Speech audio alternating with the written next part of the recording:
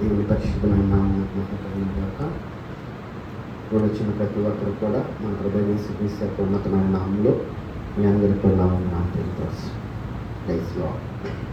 మంచిది. ఈ రాత్రి నా ధ్యానంలో నుండి కీర్తన గ్రంథము 95వ అధ్యాయము 6వ వాక్యం మనం చూద్దాం. ఆయన మన దేవుడు, మనము ఆయన పాలించే ప్రజలము, ఆయన మేపే గొర్రెలము.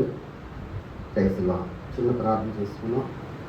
మహాపరిశుద్ధుడా, క్షేమ కలిగిన తండ్రి, ఈ పరిశుద్ధమైన ప్రశస్తమైన నామమున పొందినాను. గడిచిన కాలం అంతా మీరు రెక్కల కింద భద్రపరిచారు. ఈ క్షణం వరకు మీ సురక్షితమైన రెక్కల కింద మాకు ఆయుష్నిచ్చి మేము జీవం పొందేవారిగా మీ రాజ్యవారసత్వాన్ని స్వతంత్రించుకోవడానికి మరొక్కసారి నీ సన్నిధిలో మమ్మల్ని నిలబెట్టుకొని నీ వాక్కు వినున్నట్లుగా మమ్మల్ని సిద్ధపరిచారు. ఈ సమయంలో నీ రాసులు నోట నీ వాక్కు నుంచండి. బోధించడానికి కావలసిన ఆత్మశక్తిని దయచేయండి ప్రభు. నేడంతల ఆత్మలో నుండి ప్రభు ఈ రాత్రికి మాకు అవసరమైనటువంటి ఆత్మాభిషేకం దయచేయండి. వినే విధిని దయచేయండి. వినగలిగిన చెవి, గ్రహించే మనసుని, ఆ లేఖనాన్ని చూడగలిగిన శక్తిని కూడా మా అందరికీ దయచేయండి. వచ్చిన ప్రతి బిడ్డను దీవించండి. ఇంకా రావాల్సిన వారు ఉంటే మీ ఉన్నతమైన కృపను నడిపించి మీ నామానికి మహిమ తెచ్చుకోమని పునరుద్ధానుడైన యేసుక్రీస్తు నామంలో అడిగి వేడుకుంటూ ప్రార్థిస్తున్నాను తండ్రి. ఇక్కడ కీర్తన గ్రంథం 95వ అధ్యాయం 6వ వాక్యంలో ఆయన మన దేవుడు, మనము ఆయన పాలించే ప్రజలము, ఆయన మేపే గొర్రెలము, ఆయన మేపే గొర్రెలము. 7వ వాక్యంలో కూడా కాబట్టి రండి నమస్కారం చేసి మనం అందరం కూడా సాగిలి పడదాము, మనలను సృష్టించిన యెహోవా సన్నిధిలో మోకరించదము.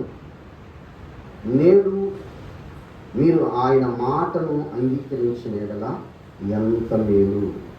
ఐసలో ఇక్కడ భక్తుడు చెప్తున్నాడు, మనం అందరం కూడా ఆయన ప్రజలమే అంటున్నాడు, ఆయన గొర్రెలు అంటున్నాడు. కానీ ఆయన ప్రజలు, ఆయన గొర్రెలైన వారు చివరి మాటలు ఏమంటాడంటే, నేడు మీరు ఆయన మాటను అంగీకరించిన ఎడల మీకు ఎంత మేలు అని. ఆయన ప్రజలు ఖచ్చితంగా ఆయన మాట వినాలి, లెక్కపెట్టాలి. అప్పుడే ఆయన ప్రజగా అంగీకరిస్తారు. ఐగుప్తు నుండి తీసుకొని వచ్చేటప్పుడు ఇజ్రాయేల్ ప్రజల్ని ప్రజగానే తెచ్చాడు, కానీ వారు అనేక మంది దేవుడికి ఇష్టలుగా ఉండని కారణం చేత అనేక మందిని అక్కడ సంహారం చేశారు. ఇక్కడ భక్తుడేమంటున్నాడంటే, మనము ఆయన పాలించే ప్రజలము, ఆయన మేపుచున్న గొర్రెలము కనుక రండి నమస్కారం చేసి సాగిలి పడదాము, మనల్ని సృష్టించిన యెహోవా సన్నిధిని మోకరిద్దాము అని చివరికి అంటాడు. నేడు మీరు ఆయన మాటను అంగీకరించిన ఎడల ఎంత మేలు. ఇదే లేఖనము మన 100వ కీర్తనలో కూడా పక్కనే ఉంటే చదవచ్చు. 100వ కీర్తన 3వ వాక్యంలో కూడా యెహోవా దేవుడు అని తెలుసుకోండి, ఆయనే మనల్ని పుట్టించను, మనము ఆయన వారము, మనము ఆయన ప్రజలము, ఆయన మేపే గొర్రెలము. కనుక కృతజ్ఞతాస్తుతులు చెల్లించు ఆయన గుమ్మములో ప్రవేశించండి. కృతజ్ఞతాస్తుతులు చెల్లించుతూ ఆయన గుమ్మములో ప్రవేశించండి అని స్పష్టంగా ఇక్కడ మనకి భక్తులు తెలియపరుస్తున్నారు. దేవుడు తన ఉన్నతమైన ఉద్దేశాలన్నింటినీ కూడా మనందరి ఎడల సంపూర్ణంగా నెరవేర్చడానికి అనాది కాలం నుండి దేవుడు ఏర్పరచుకున్న ప్రతి బిడ్డను కూడా దేవుడు సిద్ధపరచుకుంటూనే సిద్ధపరుస్తున్నారు. కానీ ఇందులో మాట విని వెంబడించి రక్షింపబడిన వారు కొందరే అయితే, మాట వెనక నశించిపోయిన వారు అనేక మంది. అందుకే పిలువబడిన వారు అనేక మంది, ఏర్పాట్లో కొద్ది మంది అంటారు. పిలువబడిన వారు అనేక మంది, ఏర్పాట్లో ఉంది కొద్ది మంది అంటున్నారు. సృష్టి యావత్తుని పిలుస్తుంది దేవుని యొక్క వాక్కు. ప్రయాసపడి బాధను మోసుకొని కూర్చున్న సమస్య ద్వారా నా యుద్ధకు రండి, నేను మీకు విశ్రాంతిని కలుగు చేస్తాను. నేను సాత్వికులను, నేను దేవుని మనసు కలిగిన వాడును. మీ మీద నా కాడి ఎత్తుకొని నన్ను వెంబడించండి, అప్పుడు మీ ప్రాణానికి విశ్రాంతి కలుగుతుంది అంటారు. ఇది దీనిలో ఒక పిలుపు. ఇక్కడ కూడా 95వ కీర్తనలో కానీ 100వ కీర్తనలో కానీ మనకు ఒక పిలుపు కనపడుతుంది. ఈ పిలుపుని అనుకరించి నడిచిన వారు ఏం చేయాలంటే కృతజ్ఞతాస్తుతులు చెల్లించాలంటున్నాడు. ఆయన గుమ్మాల్లో ప్రవేశించాలంటున్నాడు. ఎక్కడ చూస్తే ఆయన మాట అంగీకరిస్తే మనకు మేలు జరుగుతుంది అంటున్నాడు. ఏంటి ఆ మేలు? 31వ అధ్యాయము కీర్తనలో కూడా 19వ వాక్యం ఒకసారి చూద్దాము. 31వ కీర్తన 19:22 చూద్దాం. నీ యందు భయభక్తులు కలిగిన వారి నిమిత్తము నీవు దాచి ఉంచిన మేలు ఎంతో గొప్పది.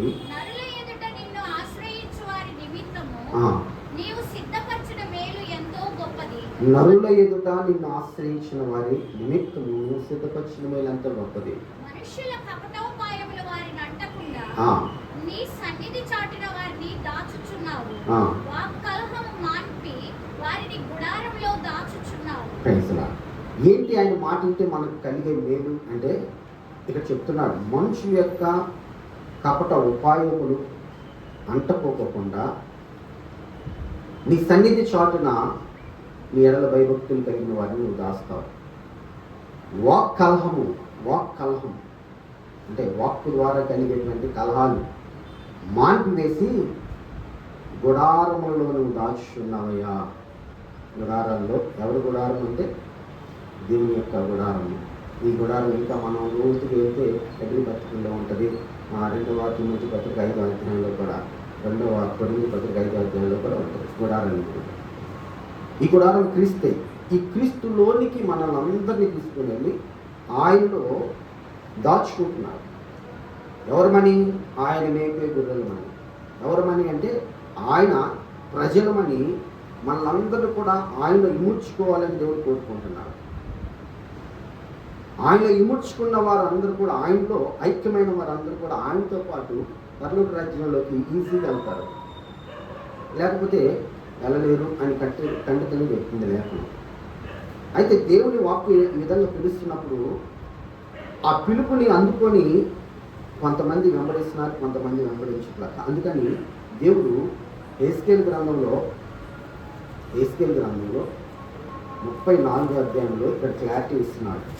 వినే గొర్రెది, కృతజ్ఞత చెప్పే గొర్రెది, వెంబడించే గొర్రెది, మేలు అనుభవించే గొర్రె ఏది అని దేవుడు తర్కించి ఇక్కడ మనందరికీ 34వ అధ్యాయం 16వ వాక్యంలో ఎహెజ్కేలు గ్రంథం 34వ అధ్యాయము ఎహెజ్కేలు గ్రంథము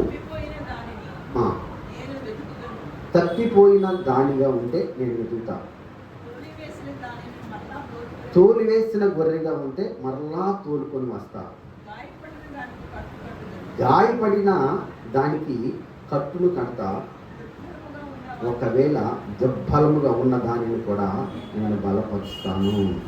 అయితే క్లియర్గా చెప్తున్నా, అయితే క్రొవ్విన వాటికి, బలము కలిగిన వాటికి శిక్ష అనే మేతను పెట్టి వాటిని నేను లయపరుస్తాను అంటున్నాను. ఐగుప్తులోనున్న ఇజ్రాయేల్ ప్రజలందరూ తోడుకొని వస్తున్నప్పుడు వారి మధ్య వాక్ కలహం కలిగింది. లేవి యొక్క గోత్రంలో ఉన్న వారికి భయంకరమైనటువంటి గొడవ జరిగింది, వాక్ కలహాలు జరిగింది. ఆ వాక్ కలహానికి కారకుడు ఎవరయ్యా అంటే కోరాహు, దాతాను, అబీరాము. వీళ్ళ ముగ్గురు మోషే మీద, అహరోను మీద, మిర్యాము మీద తిరుగుబాటు చేస్తారు. వాళ్ళు ముగ్గురే కాక వాళ్ళకి సంబంధించిన బ్యాచ్ కుటుంబంలో వాళ్ళకు అనుకూలంగా ఉన్న వాళ్ళందరినీ కూడా వాళ్ళకెళ్ళి మలుచుకొని వాళ్ళ ముగ్గురు మీద వ్యతిరేకంగా తిరుగుబాటు వాక్ కలహంతో. సంఖ్యాకాండం 12వ అధ్యాయంలో క్లియర్గా ఉంటుంది మనకి. సంఖ్యాకాండంలో వాళ్ళు దేవుడికి వ్యతిరేకించినప్పుడు దేవుడు వాళ్ళ అక్కడుంది అహరోన్ని, మిర్యాముని గద్దించినట్టుగా మనం చూస్తాం. ఇక్కడ కోరాహు తర్వాత కోరాకు సంబంధించినట్టు దాతాను, అభిరాము వీళ్ళందరూ కూడా భయంకరంగా దేవునికి వ్యతిరేకంగా మార్చబడి వ్యతిరేకంగా దేవుడు ఏర్పరచుకున్నటువంటి ఆ కాపర్లకి వ్యతిరేకంగా తిరుగుబాటు చేసినప్పుడు జీవము కలిగిన దేవుని యొక్క ఉగ్రత వాళ్ళ మీదకి వచ్చింది. దేవుడైతే అందరికి ఇస్తున్నాడు పిలుపు, అందరు నా గొర్రెలే అంటున్నాడు, అందరు నా గొర్రెలే అంటున్నాడు. కానీ కొన్ని గొర్రెలు ఎంత ప్రార్థన చేసినా, ఎంత అంగలార్చినా, ఎంత కన్నీళ్ళు పెట్టినా కొన్ని గొర్రెలకి సమాధానం రావట్లేదు. ఎందుకు రావట్లేదంటే కొన్ని గొర్రెలని దేవుడే ఇక్కడ చెప్తున్నాడు కదా, ఏమన్నాడు, అయితే అంటూ ఇక్కడ ఏమన్నాడు, కొరివిన వాటికి బలము కలిగిన వాటికి శిక్ష అనేటువంటి మేతను పెట్టి వాటిని నేను లయపరుస్తాను. ఈ విధంగా లయపరిచిన గొర్రెలు ఏమైనా ఉంది అంటే ఖచ్చితంగా కోరాకు, అభిరాము, దాతాను యొక్క ఆ సంతతం. ఆ సంతతిలో ఉన్నటువంటి వ్యక్తులు భయంకరంగా వ్యతిరేకించినప్పుడు వాళ్ళందరినీ కూడా దేవుడు లయపరిచాడు. వాళ్ళందరినీ కూడా భూమిని నెరవేర్చినట్లుగా చేసి దానిలో పడగొట్టాడు. ఇంకా వ్యతిరేకించి 250 మంది తిరుగుబాటు చేస్తుంటే వాళ్ళందరినీ కూడా వెంబడబడి అగ్ని పంపించి కాల్చి పడేశారు. కానీ ఇక్కడే ఉన్నాడు, నేను మేపుతున్న గొర్రెలు. ఈ గొర్రెల్లో ఉన్నటువంటి వ్యతిరేకతలను బట్టి, ఈ గొర్రెల్లో ఉన్నటువంటి తిరుగుబాటు తత్వాన్ని బట్టి దేవుడు గొర్రెకి మధ్య వ్యత్యాసాన్ని ఇక్కడ అంటాడు. గొర్రెకును మధ్య నేను, గొర్రెకును పొట్టేలుకును మధ్యను, గొర్రెలకును మేకలకును మధ్యను భేదాన్ని కనుగొని నేను తీర్పు తీరుస్తాను. విశేషముగా మేత మేసి మిగిలిన దాన్ని కాళ్ళతో తొక్కుటకు మీకు చాలదా? మీరు స్వచ్ఛమైన నీరు త్రాగి మిగిలిన దాన్ని కాళ్ళతో కలకలు చేయుటకు మీకు చాలదా? మీరు కాళ్ళతో త్రొక్కిన దాన్ని నా గొర్రెలు తినవలనా? కాళ్ళతో మీరు బురదగా కలిపిన దాన్ని నా గొర్రెలు త్రాగవలనా అని తన గొర్రెల వైపు తన మనసుని పెట్టుకున్న దేవుడు తన ఉన్నతమైన కృప చేత దేవుడు తన గొర్రెలను కాచుకుంటున్నాడు. ఈ గొర్రెల్ని బట్టే పిలుస్తున్నాడు, అయ్యా మీరందరూ కూడా, మనమందరూ కూడా దేవుడు మేపే గొర్రెలము, ఆయన ప్రజలము, మనం ఆయన మాట వింటే మనకు మేలు. ఏంటి మేలు అంటే అది అభిరాము, దాతాను, ఆ కోరాహు యొక్క జాతిలో ఉన్న వారి వాక్కల్హాన్ని తెచ్చుకొని ఎలాగైతే దేవుని చిత్తానికి వ్యతిరేకంగా నశించిపోయారో అలాంటి నాశనకరమైన తెగులు మన మీదకు రాకుండా ఉండాలి అంటే మనం ఆయన మాట వినుట ఎంతో మేలు. ఇలాంటి వ్యక్తులు ప్రార్థన చేస్తున్నారు. మనం చూద్దాం, మనకి 42వ కీర్తనలో, 43వ కీర్తనలో, 44వ కంటిన్యూగా ఆ 3 కీర్తనలో కూడా ఈ యొక్క కోరాహు కుమారుడు యొక్క అంగలార్పు మనం కనపడింది. చూద్దామా ఒకసారి కీర్తన గ్రంథం 43వ అధ్యాయం, 42వ అధ్యాయం 1-2 వచ్చిన చదివితే ఇది వాగుల కొరకు ఆశపడినట్లు దేవా నీ కొరకు నా ప్రాణము ఆశపడుచున్నది. నా ప్రాణము దేవుని కొరకు తృష్ణ కొనుచున్నది, జీవము గల దేవుని కొరకు తృష్ణ కొనుచున్నది. దేవుని సన్నిధికి నేను ఎప్పుడు వచ్చేదను, ఆయన సన్నిధిని నేను ఎప్పుడు కనబడేదను. నీ దేవుడు ఏమాయనని వారు నిత్యము నాకు. ఇక్కడ ఏమంటున్నారు, దుప్పి నీటి వాగుల కొరకు ఆశపడినట్లుగా దేవా నీ కొరకు నా ప్రాణము తృష్ణగొనుచున్నది, నా ప్రాణము దేవుని కొరకు తృష్ణగొనుచున్నది, జీవమగలిని దేవుని కొరకు తృష్ణగొనుచున్నది. దేవుని సన్నిధికి నేను ఎప్పుడు వచ్చేదను, ఆయన సన్నిధి నేను ఎప్పుడు వెతుకదను అంటాడు. ఎందుకంటే కోల్పోయారు. మార్గంలో అయితే ఉన్నారు, దేవుని చిత్తంలో అయితే ఉన్నారు, కానీ వాక్ కలహం చేత దేవుని యొక్క సరళతలో నుండి అందరూ కూడా తప్పిపోయారు. వాళ్ళ బిడ్డలు వచ్చి ఇప్పుడు ఏమని ప్రార్థన చేస్తున్నారు, దేవా నీటి వాగుడి కొరకు దుప్పి ఎలాగ ఆశపడుతుందో నీ కొరకు నా ప్రాణం అలాగ తృష్ణ కలిగి ఉన్నది, నీ కొరకు నా ప్రాణం అలాగ ఆశ కలిగి ఉన్నది, జీవము కలిగిన దేవుని కొరకు తృష్ణ కలిగి ఉన్నాను.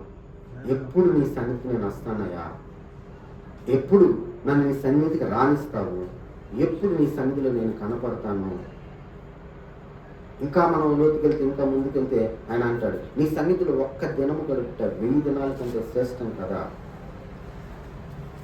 అంటే వాక్ కలహము చేత చెదరగొట్టుకున్న ఆత్మీయత కలిగిన వ్యక్తుల యొక్క ప్రార్థన దేవుడు ఏ మాత్రం కూడా అంగీకరించడానికి ఖండితంగా చెప్తున్నారు. ఖండితం చెప్తూ ఇక్కడ ఇలా చెప్పాడు. 43:3లో ఏమన్నాడు? ఈయన ఇంకొక ప్రార్థన చేస్తున్నాడు. ఏమని ప్రార్థన చేస్తున్నాడు? నీ వెలుగుని నీ సత్యాన్ని బయలుదేరి చేయి, అవి నాకు త్రోవ చూపును, అవి నీ పరిశుద్ధ పర్వతమునకు నీ నివాస స్థలమునకు నన్ను తోడుకొని వచ్చును. హల్లెలూయా. ఈ 2 పాటలు కూడా ఉన్నాయి మనకి. యేసన్న గారి పాఠము ఈ 42వ అధ్యాయం మొట్టమొదటి 1-2 వచనాల్లో పాట అవుతుంది. ఈ నీ వెలుగు నీ సత్యము బయలుదేర చేయమని అది కూడా పాట ఉంది. అది ఎవరు రాశారు నాకు లేదు, మనం కూడా పాడుకుంటూ ఉంటాం. నీ వెలుగును నీ సత్యము బయలుదేర చేయుము, నీ పరిశుద్ధ పర్వతమునకు నీ నివాస స్థలమునకు నన్ను నడుపుము కాపరివై, నన్ను నడుపుము కాపరివై, ఓ మంచి కాపరి. పాడతాం. ఎందుకంటే ఇగో ఈయన కోరహ కుమారుడు తన వేదన, తన దుఃఖాన్నంతా దేవుని దగ్గర పెట్టి జ్ఞాపం చేస్తున్నాడు. ఎలాగా కోల్పోయిన నా స్థితిని నేను తిరిగి ఎలా పొందుకుంటా, వాళ్ళతో నా పితరులు చేసిన పాపానికి మేమెందుకు ప్రభువా, మేమెందుకు నాయన ఈ స్థితిలో పడిపోవాలి అంటూ ఎంతగానో దుఃఖపడుతూ ప్రార్థన చేస్తుంది. కొన్ని సందర్భాల్లో మనకు తెలియకుండా మనం ఆత్మీయతలో చాలా ఈజీగా పడిపోతూ ఉంటాం. సాతాను గారు చాలా సులువుగా చిక్కులు పెట్టే పాపాన్ని కలుగు తీపించి పడబడుతూ ఉంటాడు. దీన్ని బట్టి దేవునికి కొన్నిసార్లు మనం ఊరికనే దూరం అయిపోతాం. ఆ దూరము కొన్ని సార్లు మనల్ని శాశ్వతంగా దూరం చేస్తూ ఉంటుంది. కొన్నిసార్లు శాశ్వతంగా దూరం చేస్తాం. అలా శాశ్వతమైన దూరానికి కారకులైనటువంటి ఈ వ్యక్తులు చేస్తున్న ప్రార్థన అంత మహిమకరంగా ఉంది. కానీ ఈ ప్రార్థన అంగీకరించబడిందా అంటే మనకు ఎప్పుడు కూడా ఒక క్వశ్చన్ మార్కే ఉంటుంది మన దగ్గర.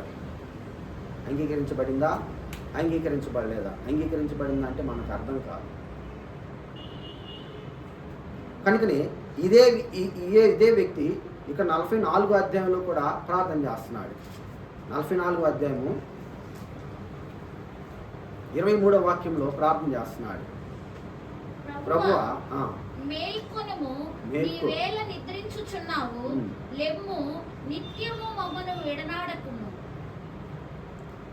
నెక్స్ట్ నీ ముఖమును నీవేళ మరుగుపరిచి ఉన్నావు, మా బాధను మాకు కలుగు హింసను నీవేళ మరచి ఉన్నావు. నెక్స్ట్ మా ప్రాణము నేలకు కృంగి ఉన్నది, మా శరీరము నేలను పట్టి ఉన్నది.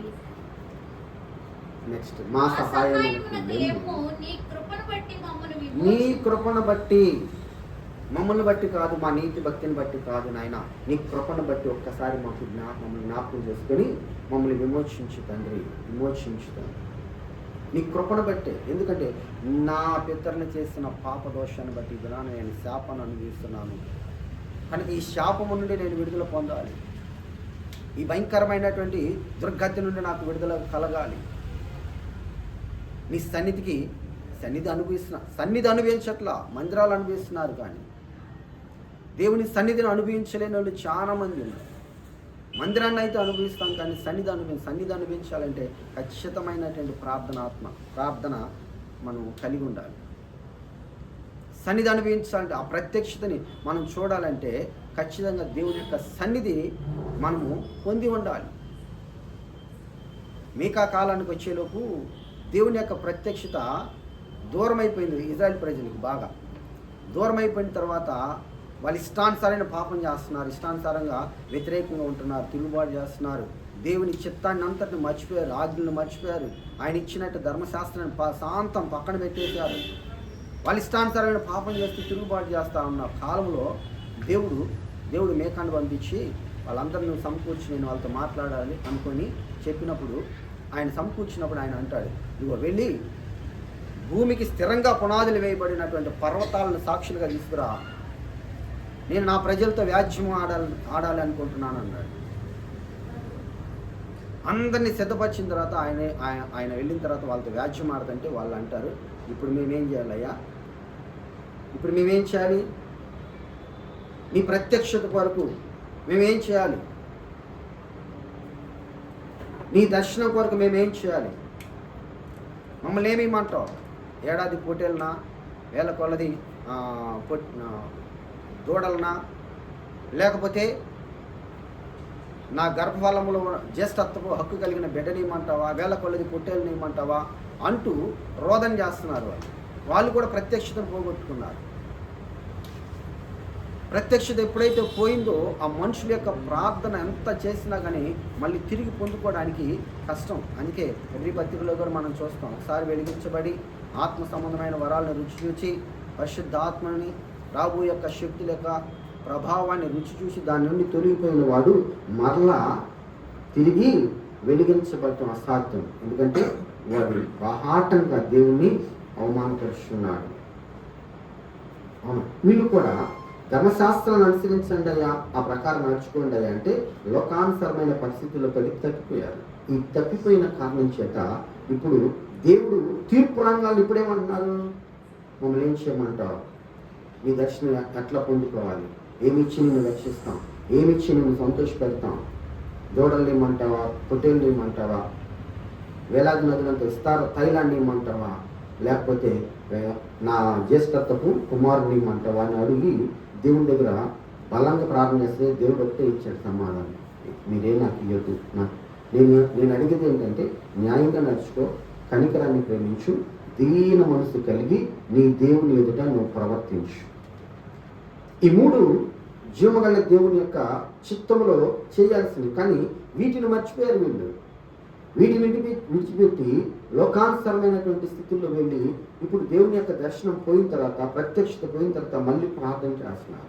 రాలా ఇవాళ దేవుడు దొంగ త్రాసుని, దొంగ రాళ్ళని పెట్టుకొని నా సన్నిధిలో నేను పవిత్రుని కాగలనా అని వాళ్ళని పెద్ద క్వశ్చన్ మార్క్ చేశాడు. వాళ్ళతో మాట్లాడారు. ఇలాంటి భయంకరమైన పరిస్థితులు ఇజ్రాయేల్ ప్రజలు అనుభవిస్తే ఈ రోజున మనం ఉచితంగా కొరకు పొందాం. ఇలాంటి భయంకరమైన పరిస్థితుల్లో ఉన్న ఈ వ్యక్తులు ఇంత ప్రార్థన చేసిన సమాధానం రాకపోతే ఒక వ్యక్తికి ఊరకనే వచ్చిందండి. గొర్రెలు కాసుకుంటున్న దావీదుకి దేవుడు కృప ఉచితంగా ఆయన మీదకి వెళ్ళాడు. ఉచితంగా ఆయన మీదకి వెళ్తే ఎక్కడో గొర్రెలు కాసుకుంటున్న దావీదుని దేవుడు ఏర్పరచుకుని తెస్తే సింహాసనాన్ని అధిష్ఠించి చక్కగా హాయిగా నిద్రిస్తున్నాడు ప్రశాంతంగా. కానీ ఒకరోజు రాత్రి ఆయన అనుకుంటాడు, ఇదిగో ప్రభువా, నేను ఎక్కడో గొర్రెలు కాసుకున్న నన్ను నువ్వు ఇంత మహిమకరంగా నన్ను సిద్ధపరిచావే, నీ యొక్క మందసం అదుగు ఆ యొక్క గుడారాల్లో ఉండిపోయింది, ఎండకి ఎండిపోతుంది, వానకు తడిచిపోతుంది, మంచుకు తడిచిపోతుంది అని లోపల వేదన కలిగి ఉన్నాడు దావీదు. అంటే దేవుడు తనకు చేసిన మేలును బట్టి ఏం చేస్తున్నాడు? కృతజ్ఞత ఏదో ఒకటి నేను చేయాలి, చెల్లించాలి అనేటువంటి ఒక తపంతో దేవునికి తను ప్రతిష్ఠించుకుంటూ అడుగుతున్నాడు. నా తన ప్రవక్తను పిలిచి అడుగుతాడు, అయ్యా ఈ విధంగా నన్ను దేవుడు ఈ విధంగా సింహాసనంలోకి తీసుకొచ్చాడు, ఈ కోటలోకి తీసుకొచ్చాడు, రాజ్యంలోకి తీసుకొచ్చాడు, ఇంతమంది ప్రజల్ని పరిపాలించేటువంటి గొర్రెల కాపరనైన నన్ను మనుషులు పరిపాలించేవాడిగా నన్ను ఏర్పరచుకున్నాను. నేనేమి ఇవ్వాలి? నేనేమి ఇక్కడున్నాను, ఆయన అమ్ము అక్కడ తడిచిపోతున్నాను, నన్ను ఏం చేయమంటావు? ఇగో నేను పని చేయాలనుకుంటున్నా, మందిరం కట్టాలనుకుంటున్నానంటే నా తన ప్రవక్త కూడా వెంటనే నీకు మనసుకి ఏది తోస్తే అది చేసేయన్నాడు ఆయన ప్రవక్త. కానీ దేవుడు ఆయనకి సెలవీయ, దేవుడు చెప్పలా నీకు ఇష్టం వచ్చింది చేయమని. కానీ ఒక సాధారణమైన ఒక మనుషుడి యొక్క మాట ఎలా ఉంటుందో అలా ఉంది నాతన్ ప్రవక్త యొక్క మాట. వెంటనే దేవుడు కలుగు చేసుకొని నాతన్ ప్రవక్త చెప్తున్నాడు, అతను నాకు మందిరం కట్టడానికి వీల్లేదు, అతని చేతులంతా రక్తంతో తడిచిపోయినాయి, అయితే నేను అతనికి ఒక కుమారుని ఇస్తాను, ఆ కుమారుడిని ద్వారా నా మందిరాన్ని నిర్మాణం చేయించుకుంటాను. ఆ కుమారుడు ఒకేలా ఏదైనా తప్పు చేసి పాపం చేస్తే సాధారణంగా మనుషులు తప్పు చేస్తే ఏ దండనతో అయితే దండిస్తానో అలా దండించి క్రమబద్ధీకరించుకుంటాను. కానీ సౌలుకి నా కృప దూరం చేసినట్లుగా నీకు మాత్రం నా కృప దూరం చేయనని దావీదుకి గొప్ప వాగ్దానం. ఏం చేశాడు దావీదు ఏం చేశాడు? దేవునికి ఏం చేశాడు? దావీదు చేసిన బయట కనపడే క్రియల్లో కానీ దావీదు యొక్క అంతరంగం మాత్రం చాలా గొప్పది. అందుకే ఈరోజున దేవుడు మన అంతరంగాన్ని చూస్తూ ఉంటాడు, అంతరంగాన్ని చూస్తూ ఉంటాడు. కోరాహు కుమారులు కోరాహు ఎంత భయంకరంగా అంతరంగం చూశారు. ఇప్పుడు కోరాహు కుమారుడు ప్రార్థన చేస్తున్నారు, కానీ వాళ్ళ యొక్క శాపం వీళ్ళకి అడ్డుగా ఉండిపోయి దేవుని ఉగ్రత తప్పిపోతున్న వాళ్ళకి. కానీ దావీదు ఏం చేశాడు? దేవునికి ప్రార్థన చేస్తున్నాడా, లేకపోతే ఇంకేమైనా గొప్ప గొప్ప కార్యాలు చేశాడా? అంత శాశ్వతమైన కృప ఇవ్వడానికి దావీదుకి ఉచితమైన కృప. అందుకే ఇంతకు మనం ఇక్కడ చదువుతున్నాం. ఆయన ఏమని ప్రార్థన చేస్తున్నాడు? అయ్యా మీ కృపతో నన్ను జ్ఞాపకం చేసుకో అంటున్నాడు కోరాహు కుమారుడు. కృపతో జ్ఞాపకం. దావీదు మీదకి దేవుని కృప ఆ విధంగా ఉచితంగా వెళ్ళిందండి. ఉచితంగా వెళ్ళి దావీదుని అభిషేకించుకున్నాక మనం ఒకసారి చూద్దాం. 2వ సమూయేలు గ్రంథం 7వ అధ్యాయము 14-15 వాక్యం. 2వ సమూయేలు గ్రంథం 7వ అధ్యాయము 15 వాక్యం ఏమంటాడంటే, నిన్ను స్థాపించటకై నేను కొట్టివేసిన సౌలునకు నా కృప దూరమైనట్టుగా అతనికి నా కృపను దూరం వచ్చేను. దేవుని కృప దావీదు జీవితంలో స్థిరపరచుకుంటుంది. రెండోదిగా నీ మట్టుకు నీ సంతానమును నీ రాజ్యమును నిత్యము స్థిరపరుస్తాను. నిత్యము నిత్యము నిత్యము. ఇక మూడోదిగా ఆయన అంటున్నాడు, ప్రైజలా, నిన్ను స్థాపించడానికి నేను కొట్టివేసిన సౌలునకు నా కృప దూరమైనట్టుగా నీ కుమారుడైన సొలొమోనుకి దూరం చేయను. ఒకటి. రెండోది, నీ మట్టుకు నీ సంతానాన్ని ఒకటి. రెండోది, నీ రాజ్యాన్ని నేను నిత్యము కూడా స్థిరపరుస్తాను. అంటే ఉచితమైన కృప. ఈనాడు ఎందుకు చెప్తున్నా అంటే, ఈ కృప మనకు కూడా దొరికింది. ఈ కృప దావీదుకి ఎలాంటి కృప దొరికిందో మనకు కూడా అలాంటి కృప. ఎందుకంటే మనము పాపముల చేత అపరాధముల చేత చనిపోయిన వారమని దేవుడే సర్టిఫికెట్ ఇస్తున్నాడు. ప్రకటన గ్రంథం దగ్గరికి వెళ్తే మీరు బ్రతికున్నారనే పేరు మాత్రం ఉన్నది, కానీ మీరు మృతుడే అని చెప్పి ఆ యొక్క సంఘాన్ని గురించి చెప్పినట్టుగా, సాధ్య సంఘాన్ని గురించి చెప్పినట్లుగా మనతో చెప్పినట్టుగా మనతో కూడా మాట్లాడతాడు. ఇలాంటి మన మీద కూడా ఆయన కృప ఆవరించబడింది. ఆ కృప ఈ దినాన మనల్ని కూడా తన సన్నిధిలో నిలిచి దావీదు వలె శాశ్వతమైన కృప పొందడానికి జీవమగల దేవుడు మనల్ని కూడా కోరుకొని స్థిరపరుస్తున్నాడు. ఇక్కడ ఈ కృప వెనక ఎంత మహిమ దాగి ఉన్నదంటే దేవుడు ఎంతగా మనల్ని ప్రేమిస్తున్నాడంటే తన ప్రాణాన్ని పెట్టే ఎంతగా ప్రేమిస్తున్నాడంటే ఆఖరికి రక్తం చిందుతున్నా కానీ మనల్ని ఒక మాట కూడా అంటలా. అక్కడ రక్తం చిందించబడుతూ ఆ విధంగా సిలువ మోసుకుంటూ వెళ్తుంటే అందరు స్త్రీలు వచ్చి ఏడుస్తా ఏదో ఆయనకి పరామర్శ చేద్దాం అనుకున్నారు పాపం. కానీ ఆయన ఏమంటాడు, నా గురించి ఎందుకు చేస్తున్నారు మీరు? ఈ యొక్క సిలువ యాగం మీ కొరకు, మీ పిల్లల కొరకు. దీని వెనకున్న భావాన్ని మీరు గ్రహించండి. ఇది ఎందుకు నేను పొందుతున్నానో, ఈ కృప అనేక మందికి లేదు. ఈ కృపను ఇచ్చినప్పటికీ కూడా చాలా మంది తప్పిపోయారు దానిలో నుండి. మీకైతే అనుగ్రహించబడింది. మీరు స్థిరంగా ఉండండి, సిద్ధపడి ఉండండి. ఇది పొందుకుంటే మీకు మేలు. ఏ మేలు అంటే భూ సంబంధమైన మేలు మాత్రమే కాదు. దావీదుకి ఇచ్చాడే భూ సంబంధమైన కుటుంబాన్ని, రాజ్యాన్ని స్థిరపరుస్తానని. ఇలాంటి రాజ్యం కాదు మనకి ఇచ్చేది, మనకు పరలోక రాజ్యం అని ఇప్పుడున్న మన ఈ యొక్క క్రొత్త నిబంధనకు వాసులైన వాళ్ళమైన మనతో కూడా చెప్తున్నాడు. ఎలా వచ్చింది ఈ యొక్క కృప అంటే, ఆనాడు గొర్రె రక్తం, మేక రక్తం, ఏ రక్తంతో కూడా బలి పండు, కానీ రక్తాన్ని మీరు తినొద్దు, తాగొద్దు అని చెప్పారు దేవుడు ఇజ్రాయేల్ ప్రజలకి. ఎందుకు తినొద్దు అయ్యా, ఎందుకు నేను తాగకూడదయ్యా అంటే, అది రక్తములో ప్రాణం ఉంది కనుక మీరు దానిని తినడానికి వీళ్ళు తింటే నిశ్చయంగా నేను నా ప్రజల్లో మిమ్మల్ని కొట్టేస్తాను అని చెప్పాడు. రక్తం ఏముందంట? ప్రాణం ఉంది. కానీ ఆ ప్రాణము పరిశుద్ధమైన ప్రాణమా? గొర్రెది, మేకది, లేకపోతే ఇంకా ఏదైనా దూడది, వాళ్ళు అర్పించిన పావురాయిది, గోవాలది, ఏదైనా పరిశుద్ధమైన ప్రాణం అంటే కాదు. అయినా కానీ దాన్ని తినొద్దన్నాడు. కానీ ఈ రోజున మనకైతే దేవుడు కృప మహిమకరంగా ఇస్తున్నాడు. యోహాను సువార్త 6వ అధ్యాయము 53వ వాక్యంలో ఎంత మహిమకరంగా చెప్తున్నాడు. యోహాను సువార్త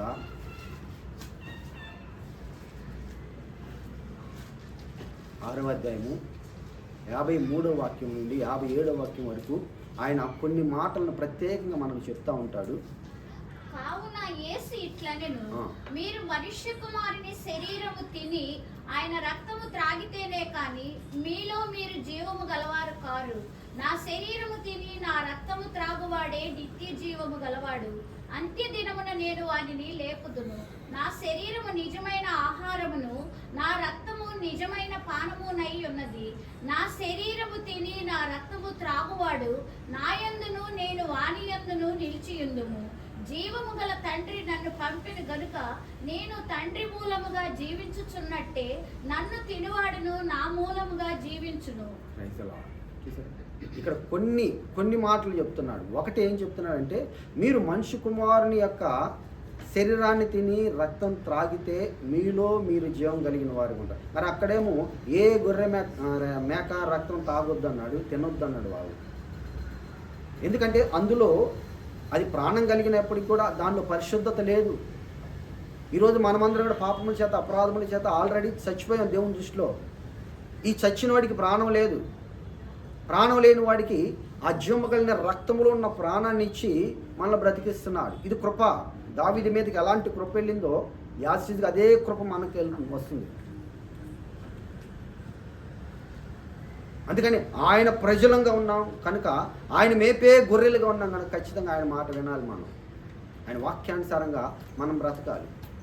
ఒకటి ఏమంటున్నాడు, మీరు నా శరీరాన్ని తిని రక్తం త్రాగితేనే కానీ మీలో మీరు జీవం కలిగిన వారు కారు. మీలో మీరు జీవం కలిగిన వారు ఉండాలంటే నా రక్తాన్ని, నా శరీరాన్ని ఖచ్చితంగా నా రాజ్య వారసత్వాన్ని స్వీకరించుకోవడానికి నేను ఏర్పరిచినటువంటి ఆ ప్రణాళికలో మీరు రావాల్సిందే.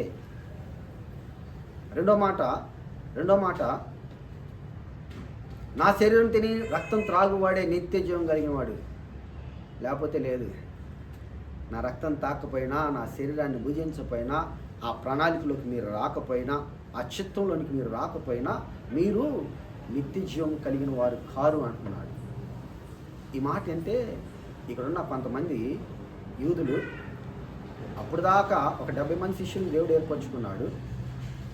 వాళ్ళందరూ కూడా వెళ్ళారు, దెయ్యాలను పోగొట్టారు, చక్కగా దేవుడు చెప్పినట్లుగా వాక్యాన్ని బోధించారు, దేవుని నామంలో దెయ్యాలను వెళ్ళగొట్టారు, అన్ని అద్భుతాలు చేశారు. వచ్చి యేసయ్యకి చెప్తున్నారు, నీ నామంలో మేము దెయ్యాలను కూడా వెళ్ళగొట్టామయ్యా అని యేసయ్యకి చెప్తున్నారు. యేసయ్యకి చెప్పిన ఈ వ్యక్తులే ఈ వాక్యం చెప్పినప్పుడు ఈ 70 మంది వెళ్ళిపోయారు పక్కకి. ఎందుకు వెళ్ళారు? ఈయన రక్తము, ఈయన శరీరం ఎలా మనల్ని తాగనిస్తాడయ్యా, అసలు ఇదేంటి విడ్డూరంగా ఉంది, ఇది ఏమన్నా సమంజసమేనా, వింటున్నామని అన్నీ మనకి ఏదో చెప్తున్నాడు ఈయన అనుకున్నట్టుగా ఈ 70 మంది పక్కకి వెళ్ళిపోయారు. అక్కడున్న 12 మంది శిష్యులు నన్ను తడేశారు, అయ్యా మీరు కూడా వెళ్ళిపోతారా అంటే ఆయన మేపే గొర్రెలోనే ఆయన ప్రజలుగా దేవుడి చేత ఏర్పరచబడిన సంఘం ఉంది, 12 మంది సంఘం. ఈ సంఘం అంటది, మేము నీ యొద్ద నుండి ఎక్కడికి వెళ్ళగలమయ్యా, నీ యొద్ద మాకు జీవాన్ని ఇచ్చే జీవము కలిగిన మాటలు ఉన్నాయి, వీటిని విడిచి మేము ఎక్కడికి వెళ్తాం, మేము ఎక్కడికి వెళ్దాం, ఇక్కడే ఉంటాం అంటూ దేవునికి తమ్మును తాము ప్రతిష్ఠించుకున్నారు. అంటే ఇక్కడ వీళ్ళేమో సత్యాన్ని గ్రహించారు, వీళ్ళు కూడా శిష్యులే 70 మంది, కానీ వీళ్ళు గ్రహించని 70 మంది మాత్రము పైన దేవుడు ఇచ్చే పై వాటిని చూశారు, దేవుడు చెప్పిన వాటిని చేశారే కానీ అసలు ఆత్మ సంబంధమైన లోతులోకి ఆయన వాళ్ళని తీసుకెళ్లాలని కోరుకున్నప్పుడు వాళ్ళు మాత్రం వెంబడించలేకపోతున్నారు. అందుకే ఇక్కడ అన్నాడు, నా రక్తము త్రాగి నా శరీరాన్ని తింటేనే మీరు నిత్య జీవం కలిగిన వారు అయితే అంత్య దినములు ఉందే, అంత్య దినముల్లో నేను వచ్చినప్పుడు మిమ్మల్ని లేపుతాను.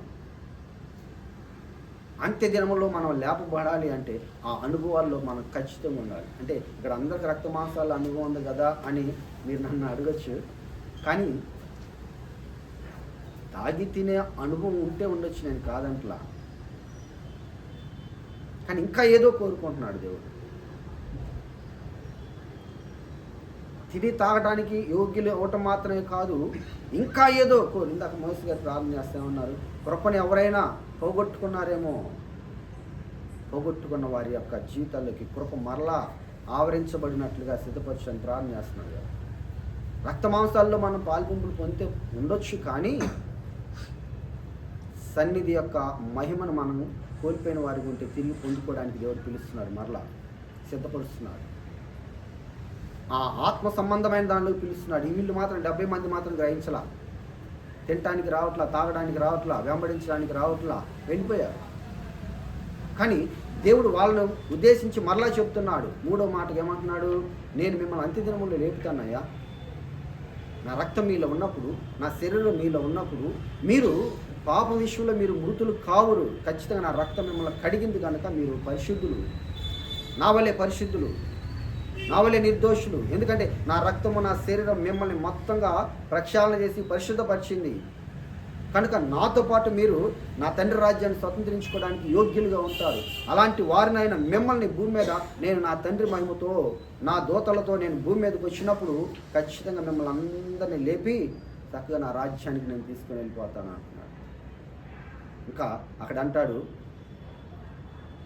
నా శరీరము నిజమైన ఆహారము, నా రక్తము నిజమైన పానమై ఉన్నది.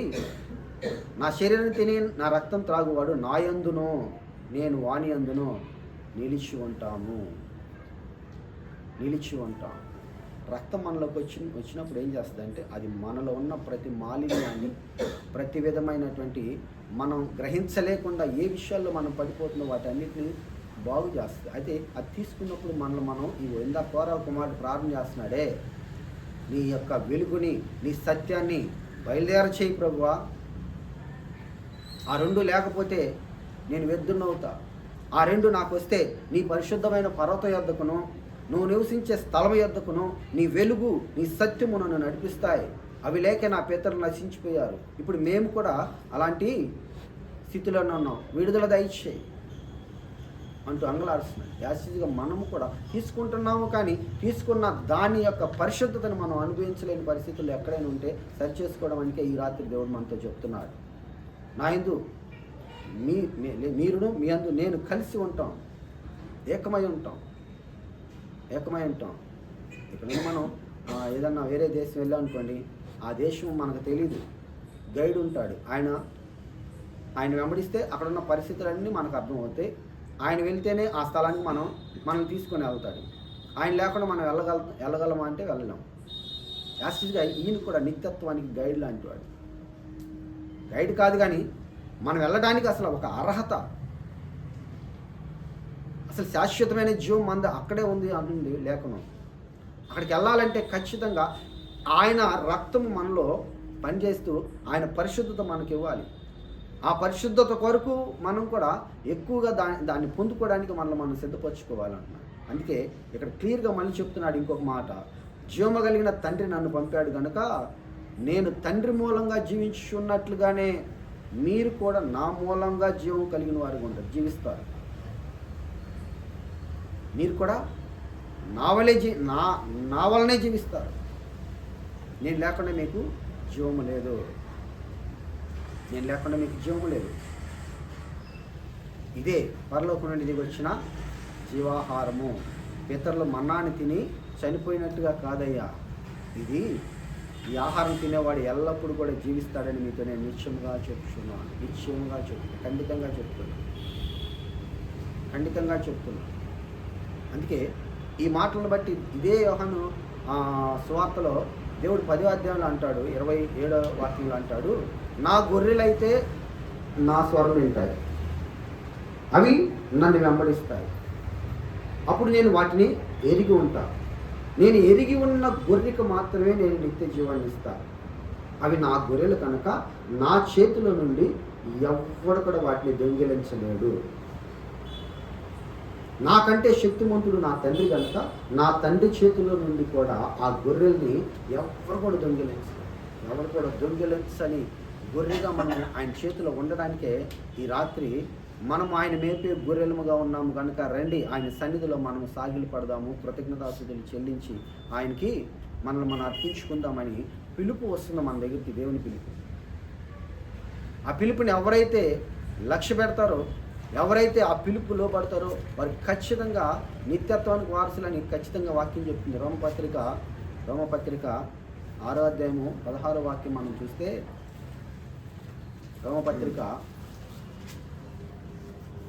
6వ అధ్యాయము 16-17 వాక్యాలు ఏం చెప్తుందంటే, లోబడుటకు దేనికి మిమ్మల్ని మీరు దాసులుగా అప్పగించుకుందరో అది చావు నిమిత్తముగా పాపమునకే గాని నీతి నిమిత్తముగా విధేయతకే గాని దేనికి మీరు లోబడుదురో దానికే దాసులవుదురని మీరెరుగరా? మీరు మీ పాపమునకు దాసులై ఉంటిరి గాని ఏ ఉపదేశ క్రమమునకు మీరు అప్పగింపబడితిరో దానికి హృదయపూర్వకముగా లోబడిన వారై పాపము నుండి విమోచింపబడి నీతికి దాసులైతిరి. ఇందుకు దేవునికి స్తోత్రం. ఏ ఉపదేశ క్రమానికైతే మనల్ని మనము అప్పగించుకుంటామో దానికి హృదయపూర్వకంగా లోబడినప్పుడు మాత్రమే మన పాపముల నుండి మనం విమోచింపబడతాం అంటాడు. ఏమంటాడు? మీ లోబడ్డానికి పాప విషయంలో పాపం చావు నిమిత్తము పాపానికే కానీ లేకపోతే నీతి నిమిత్తము విధేయతకు కానీ మీరు దేనికి అప్పగించుకుంటారో దానికే మీరు దాసులు. నీతి నిమిత్తం విధేయత కలిగి ఉన్నారా, నా గొర్రెలుగా ఉన్నారా, నా చేతిలో నుండి మిమ్మల్ని ఎవరు కూడా అపహరింపలేడు. మీ మీదకి వాక్ కలహాన్ని తెచ్చేది ఎవరుండరు, మీకు వ్యతిరేకంగా ఉండేవాళ్ళు ఎవరుండరు. నేను కాస్తా మిమ్మల్ని. ఇజ్రాయిల్ని కాల్చాడు దేవుడు, కానీ వాళ్ళందరూ కూడా ఏమాత్రం దాన్ని స్వతంత్రించుకోలేకపోయారు, ఆ కృపను కాపాడుకోలేకపోయారు. ఈ రాత్రి మనకు కూడా ఇచ్చిన కృపను మనం కాపాడుకోలేకపోతే కనుక కొరాహు కుమారుడు వల్లే మనం ఎంత రోదన చేసినా కానీ దేవుడు అంటాడు, మీరు ఎక్కడి వారో నాకు తెలియదు అంటున్నాడు. ఎవరితో అన్నాడు? బుద్ధిగల కన్యకలుగా వచ్చామయ్యా మీ పాద సన్నిధి కానికి, మాకు కూడా తలుపు తీయ్యా అంటే, నేను పిలిచినప్పుడు మీరు లేరు కదా, ఇప్పుడు తలుపు వేయబడింది, ఇంక తీయడానికి అవకాశం లేదు, మీరు ఎక్కడి వారు నాకు తెలియకపోయినా అంటారు. కనుకనే ఏ ఉపదేశానికి మనం అప్పగించుకున్నాం. ఎందుకు ఈ మాట చెప్తున్నానంటే, ఉపదేశాలు చాలా రకాలుగా ఉన్నాయని బైబిల్లో చెప్తుంది. ఉపదేశాలు చాలా రకాలుగా ఉన్నాయి. ఆశీర్వాదాలతో కూడిన ఉపదేశాలు ఉన్నాయి, స్వస్థతతో కూడిన ఉపదేశాలు ఉన్నాయి, ఇంకా చాలా నానా రకాలైన ఉపదేశాలు ఉన్నాయి. కానీ అన్నిటికంటే ఇప్పుడు చెప్తున్నటువంటి ఆయన రక్తానికి సంబంధించిన ఉపదేశాలు కూడా ఉన్నాయి. స్వస్థ భూ సంబంధమైనది, ఆశీర్వాదం భూ సంబంధమైనది, కానీ రక్తం భూ సంబంధమైనది కాదు. నా రక్తం తాగి నా శరీరాన్ని భుజిస్తే నువ్వు భూ సంబంధిని కావు, నువ్వు నిత్యత్వానికి వారసుడు. దావీదు దేవుని మాట విని లోబడిన కారణత భూమి మీద తరతరాలు ఆశీర్వదించబడ్డాడు. కానీ దావీదుకి కూడా ఇవ్వలేదేమో ఒకవేళ ఇలాంటి కృప. ఏమని? నువ్వు నిత్యత్వానికి వారసుడిగా ఉంటావు అని. ఆ కాలంలో లేని కృప ఈ కాలంలో మనకి ఇస్తున్నాడు. ఆ కాలంలో ఇవ్వని వాగ్దానము ఈ కాలంలో మనకిస్తున్నారు. యోగ్యులమేనా, అర్హులమేనా అంటే మనకే తెలియదు అసలు. ఎందుకు పిలిచాడు, ఎలా వచ్చాము, ఏ విధంగా మనం దేవుణ్ణి వెంబడిస్తున్నాము, ఏ విధంగా మనం ఆయన ఉపదేశ క్రమానికి మనం అప్పగించుకుంటున్నామో ఈనాటికి కూడా మనం కొన్నిసార్లు వెనక్కి తిరిగి చూసుకుంటే మనకు అర్థం కాదు. ఇంత కృప ఎలా వచ్చింది ప్రభు, ఎలా ఇచ్చావు ప్రభు. దావీదు కూడా అలాగనే యోచన చేసి కన్నీళ్ళు విడిస్తా ఏ రోజుకి 7 సార్లు దేవుని స్తుతిస్తానే ఉన్నాడు. దేనికి? ఆయన ఎప్పుడు కూడా వెనక్కి తిరిగి చూసుకుంటున్నాడు.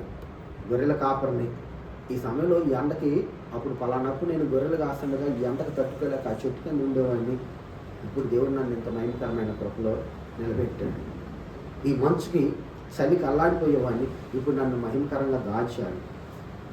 ఈ వానకి అక్కడ చెట్లు ఏమీ లేకపోతే వాన తడుస్తా మూలన ఎక్కడ కూర్చున్నాను ఆ పొలాల్లో, ఇప్పుడు దేవుడు నన్ను మహిమకరంగా మలుచుకొని ఆయన రాజ్యం నిలబెట్టుకున్నాడు. మరి ఆయన చూస్తే నాకు ఈ స్థితి నుంచి ఆయన చూస్తే ఎక్కడున్నాడు? బయట ఒక గుడారాల్లో ఉన్నాడు అనుకుంటున్నా. అంటే కృతజ్ఞత అన్నమాట. కృతజ్ఞత యాస్టీజ్గా దేవుడు కూడా ఏమన్నాడు? సాత్విక సంగతి ఏమంటున్నాడు? మీరు బ్రతికి ఉన్నారని పేరు మాత్రమే ఉన్నది కానీ మీరు మృతులే అన్నాడు. ఆ మృతుల్ని ఇప్పుడు ఏం చేశాడు? సజీవులుగా చేయడానికి, బ్రతికించడానికి ఆయన చనిపోయి మనల్ని బ్రతికించాడు. ఆయన మాత్రం సమాధి చేయబడ్డాడు.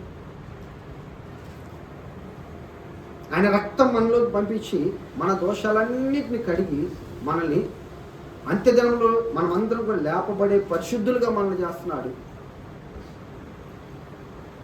ఎంత మహిమకరంగా మనల్ని సిద్ధపరుస్తున్నాడు. దీని వెనక మనము కూడా కృతజ్ఞత కలిగి కనుక మనం ఉంటే ఖచ్చితంగా మనల్ని మహిమకరంగా దేవుడు ఆశీర్వదకరంగా తీసుకుని వెళ్తాడు. ఆయన చిత్తం ఏంటంటే ఈ భూమి మీద మనుషులు ఎవ్వరు కూడా ఉండడానికి వీల్లేదు. అందరూ కూడా మన రాజ్యమైనటువంటి నిజమైన ఆ యొక్క రాజ్యంలోకి వెళ్ళటమే. ఉదాహరణకి ఆదామును అవ్వని మొట్టమొదటిగా ఎక్కడ తయారు చేసి ఎక్కడ ఉంచాడు? ఏదైనా తోటలో పెట్టాడు. ఏదైనా తోటలో వాళ్ళు పాపం చేసిన తర్వాత వాళ్ళని ఎక్కడికి దోసేశాడు? భూమి మీద దోసేశాడు. భూమి శపించబడింది భూసముద్రం. అంటే వాళ్ళ భూమి కంటే ముందు ఒక స్థలం కలిగి ఉన్నాడు. ఒక రాజ్యం లాంటి ఒక స్థలాన్ని కలిగి ఉన్నాడు. భూమి మీదకి వచ్చిన తర్వాత మనందరం పుట్టాం. భూమి మీదకి రాకముందు వాళ్ళకున్న ప్రత్యేక స్థలం అది. ఆ స్థలంలోనికి తిరిగి మరలా మనం చేరుకోవాలి. అందుకే అంటాడు, నీకు భూమి మీద పౌరసత్వ హక్కు లేదు, నీ పౌరసత్వ హక్కు పరలోక రాజ్యం అంటాడు. అక్కడికి వెళ్ళాలంటే తిరిగి అక్కడ అపవిత్రులుగా ఉంటే ఇక్కడ దోసేశాడు. మరి ఇక్కడ పవిత్రపరచుకోకుండా మళ్ళీ తీసుకెళ్తాడా? తీసుకెళ్ళేవాడైతే అప్పుడే ఆదాం నవ్వని తోసేయకోకుండా అక్కడే ఉంచి బాగు చేసి సరి చేసుకునేవాడు కాదు. ఆయనకు ఒక ప్రణాళిక ఉంది. ఆ ప్రణాళిక బద్ధకంగా ఖచ్చితంగా భూమి మీద ఉన్న మనుషులందరినీ మహిమపరుచుకుంటున్నాడు. ఆ మహిమపరుచుకునే ఆ క్రమంలోనే నీవు నేను ఆయనకు దొరికాం. మనం అందరం కూడా ఆయనకు దొరికాం. అందుకే మనం ఆయన మేపే గొర్రెల్లో ఉన్నాం.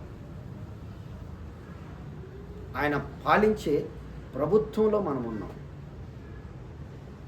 నిజంగా చెప్పాలంటే అసలు ఈ భూ సంబంధమైనది మనకి ఏ విషయంలో కూడా మనకి దాని మీద అధికారం లేదు. మనం ఆ విషయంలో చచ్చిపోయాం. ఆ విషయంలో చచ్చిపోయాం ఎప్పుడంటే బాప్తిసం జనమంది. మీరు యేసుక్రీస్తులోనికి బాప్తిసం పొందిన మీరందరూ ఆయన మరణంలోనికే బాప్తిసం పొందుతారని మీరు ఎరగరా?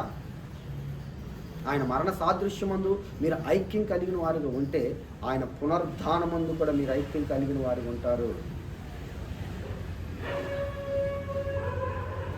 ఖచ్చితంగా సంఘం అనేది దేవుని యొక్క ఆ పునరుద్ధానానికి ఐక్యత కలిగిందిగా మలుచుకోవాలనే దేవుడు ఒక్కొక్కరిని తన వాక్యములతో సిద్ధపరుచుకున్నాడు. పిలుపుతో తప్పిపోయిన గొర్రె ఉంటే ఏం చేస్తున్నాడంట? మళ్ళీ తీసుకొచ్చుకుంటాను అంటున్నాడు.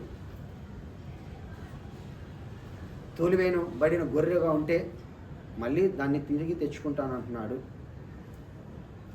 మూడోదిగా గాయపరచబడిన గొర్రెగా ఎక్కడైనా మనం ఈ భూ సంబంధమైన విషయాల్లో మానసికంగా కానీ శరీరపరంగా కానీ రోగములతో కానీ లేకపోతే ఏదన్నా ఆ కుంగిపోయిన పరిస్థితుల్లో ఉన్నా మనల్ని తిరిగి మళ్ళీ కట్టుకుంటాడు. ఒకవేళ బలం లేని వాళ్ళు ఉంటారు. ఏ బలము?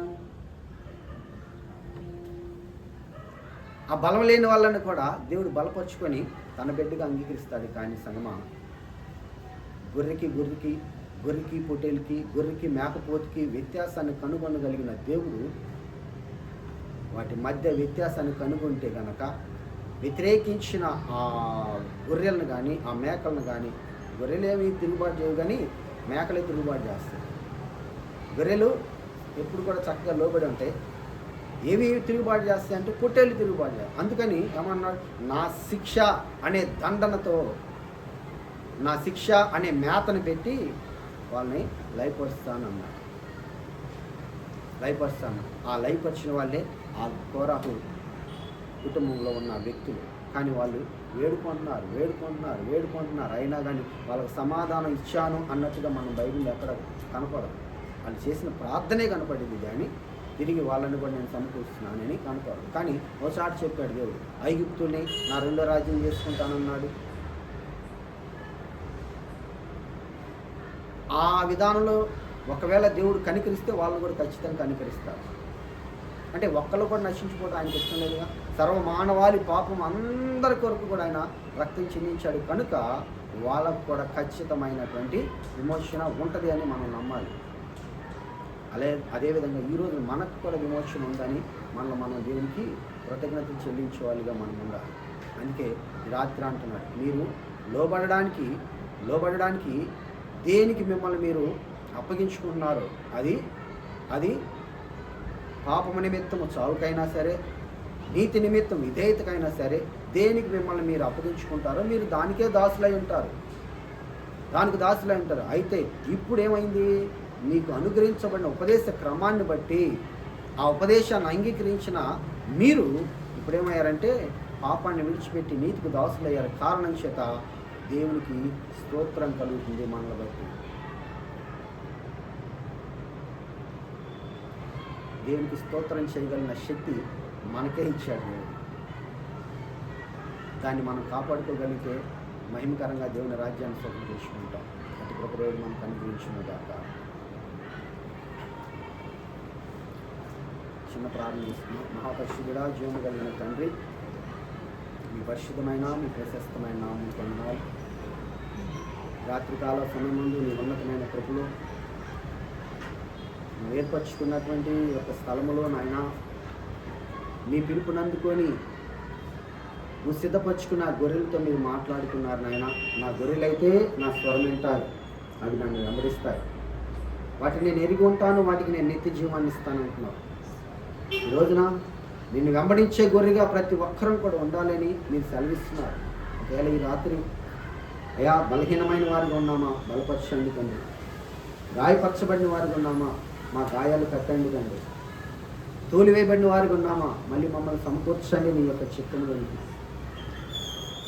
లేకపోతే తప్పిపోయిన గొర్రెగా ఉన్నామా, 99 గొర్రెలను విడిచి తప్పిపోయిన ఒక్క గొర్రెను వెతుకున్న గొప్ప దేవుడు కదా. ఆ గొర్రె నేనే అని రాత్రి ఎవరైతే నాయన నీ పాదం దగ్గర తను తాను ప్రతిష్ఠించుకుంటున్నారో ప్రతి బిడ్డని నీ ఉన్నతమైన కృపలో గురించి ప్రతి బిడ్డని సమకూర్చమని సమకూర్చడానికి ఈ రాత్రి మీరు అయా ఈ లేఖనాన్ని సెలవిచ్చారు. అయితే ఆ సమకూర్పు ఎలా వస్తుందంటే నీ అమూల్యమైన నీ రక్తం ద్వారా, నీ శరీరం ద్వారా.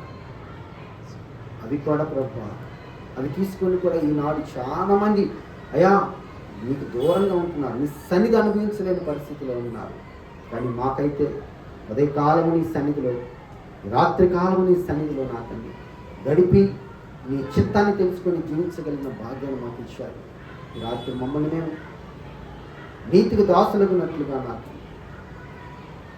విధేయులుగా నీకు మమ్మల్ని అప్పగించుకుంటున్నాను. సంఘాన్ని మమ్మల్ని బట్టి నీకు స్తోత్రము కలిగినట్లుగా, మహిమ కలిగినట్లుగా మమ్మల్ని సిద్ధపరచండి. పరిశుద్ధాత్మ మాపై కుమ్మరించి ఇప్పటి వరకు ఈ స్థితిలో ఉన్నామయ్యా. ఇక మీద మేము ఎలా ఉండబోతున్నాం మాకు తెలియదు నాయన. మీరు కట్టండి యెహోవా. నువ్వు ఇల్లు కట్టకపోతే కట్టేవాడు ప్రయాస వ్యర్థము. మా ప్రయాస వ్యర్థం కాకూడదు ప్రభు. మీరు కట్టండి ప్రభు, మీరు కట్టండి. నువ్వు పట్టణాన్ని కాపాడకపోతే దాన్ని కాపలా కాయవాడు మేల్కొని ఉంటే కూడా వ్యర్థమే అంటున్నావు. ఎవరైతే నీ ప్రియులుగా ఉంటారో వాళ్ళు నిద్రపోతున్నా కానీ వాళ్ళకి నేను ఇస్తాను కదా ప్రభు. ఈరోజున మీ ప్రియులుగా ఉండడానికే కదా నీ రక్తాన్ని, నీ శరీరమైన వాక్యాన్ని ఈరోజున మాకు అనుగ్రహించి నీ మహిమార్థంగా మనం సిద్ధపరుచుకుంటున్నాం. సిద్ధపాట్లు మేమందరం కూడా ఈ మహిమరాజ్యాన్ని స్వప్నించుకోగలిగిన కృప దయచేయండి. సమస్తమైన జ్ఞానములకు మించిన ఈ సమాధాన పాత్రను మాపై కుమ్మరించును. పునరుద్ధానుడైన నజరేయుడైన యేసుక్రీస్తు నామములో అడిగి వేడుకుంటూ ప్రార్థిస్తున్నాము తండ్రి. ఆమేన్.